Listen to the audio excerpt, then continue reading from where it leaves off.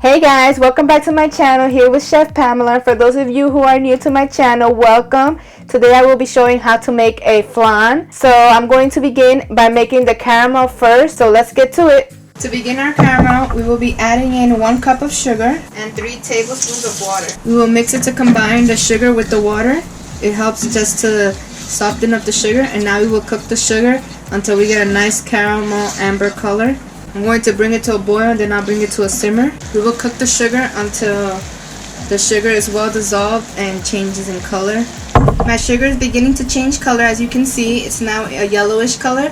So I'm going to keep cooking the sugar until it becomes more darker amber. My caramel is now ready. So the caramel is liquid right now. We have to put it into the mold, into the flan mold. So once you put it in the pan, you just have to keep spreading it evenly all the way around.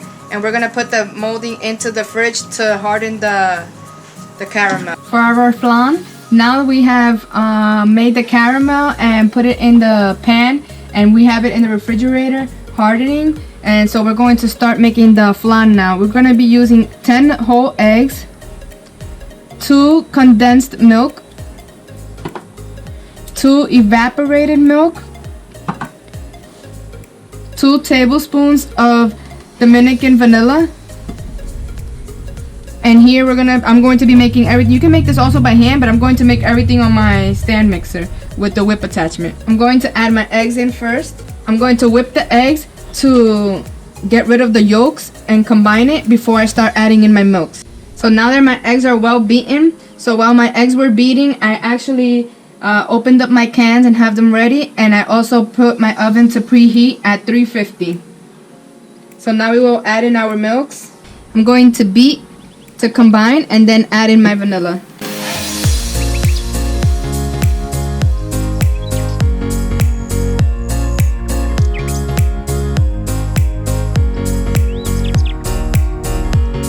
My ingredients are well combined, so now I will be using this pan, but also my pan for the flan, which the caramel has hardened. It's all nice and hard. I'm going to pour in my flan mix. The reason we use 2 bases is because we're going to be cooking this in a bain-marie, which means adding water to the second one, so that when we put it in the oven, the water is going to cook it, but it's not going to dry out the flan.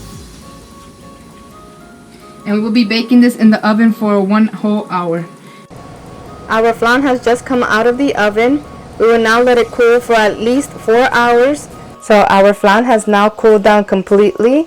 I have reverted it into this pan with a lip to keep the caramel juices from running.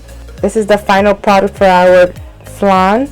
I hope you like this recipe. Please comment, like, and subscribe. See you in the next video.